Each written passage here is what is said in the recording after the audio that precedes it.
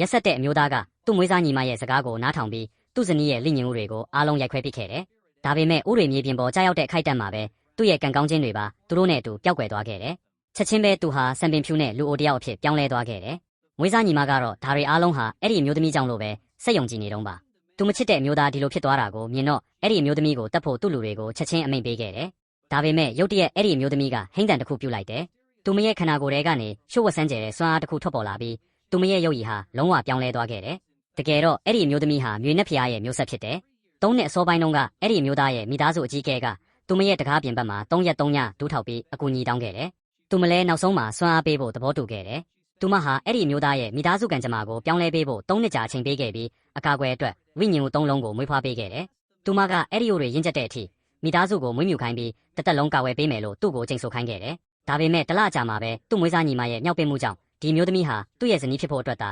တွေအားလုံးလှုပ်ဆောင်ခဲ့တာလို့သူယုံကြည်ခဲ့တယ်။ဒီအချိန်မှာတော့အမျိုးသမီးဟာအဲ့ဒီအမျိုးသားနဲ့သူ့မွေးစားညီမတို့ဟာအတူရှိနေခဲ့ပြီဆိုတာနောက်ဆုံးသိရှိလိုက်ရတယ်။အခုဆိုရင်သူတို့ကသူမကိုမောင်းထုတ်ချင်ရုံမကဝိညာဉ်ဦးတွေကိုပါဖျက်ဆီးချင်နေကြတယ်။ဒီဦး၃လုံးဟာသူ့မိသားစုရဲ့အသက်ရှင်ခြင်းနဲ့တည်ဆုံးခြင်းကိုကင်ဆယ်ထားတယ်လို့အမျိုးသမီးကပြောခဲ့ပေမဲ့အဲ့ဒီအမျိုးသားကမယုံကြည်ခဲ့ဘူး။အဲ့ဒီအမျိုးသမီးကစကားတွေထပ်မပြောတော့ဖို့ဆုံးဖြတ်လိုက်တယ်။သူမဟာဦးတွေကိုကယ်တင်ဖို့မော်တက်ကိုတုံးဖို့စူးစမ်းခဲ့တယ်။ဒါပေမဲ့လူသားပုံစံယူပြီးနောက်မှာသူမရဲ့စွမ်းအားတွေပျောက်ဆုံးနေခဲ့တယ်။ဒါကိုမြင်တော့အဲ့ဒီအမျိုးသားကသူမဟာလိန်လေသူလို့ပိုယုံကြည်သွားပြီးပထမအုပ်ကိုရိုက်ခွဲဖို့ချက်ချင်းအမိန့်ပေးခဲ့တယ်။အဲ့ဒီအခိုက်အတန့်မှာပဲအဲ့ဒီအမျိုးသားကရင်ဘတ်မှာပြင်းထန်တဲ့နာကျင်မှုကိုခံစားလိုက်ရပြီးမိသားစုပြားเจ้าဟာချက်ချင်းပြိုကျသွားခဲ့တယ်။အကြီးကဲကတခုခုမှားယွင်းနေတာကိုခံစားမိပြီးအမုန်းထားတဲ့အိုတွေအနည်းရှိနေပြီလို့သိလိုက်တယ်။သို့တော်လည်းအဲ့ဒီအမျိုးသားကသူ့ရဲ့ယောဂဟောင်းပြန်ဖြစ်တာပဲလို့တွေးပြီးအမျိုးသမီးကိုမယုံကြည်သေးဘူး။မွေးစားညီမကသူ့ကိုအမျက်နှစ်သိမ့်ပေးခဲ့တယ်။သူတို့နှစ်ဦးဟာအဲ့ဒီအမျိုးသမီးရှေ့မှာတောင်ချစ်ခင်မှုကိုပြသခဲ့ကြတယ်။အမျိုးသမီးကဒေါသထွက်နေပေမဲ့အဲ့ဒီအမျိုးသားကအိုတွေကိုပေါင်းပြီးစားဖို့အမိန့်ပေးခဲ့တယ်။သူဟာဒီနေ့မှာသူမကိုလိန်လေသူအဖြစ်ဖော်ထုတ်ချင်ခဲ့တယ်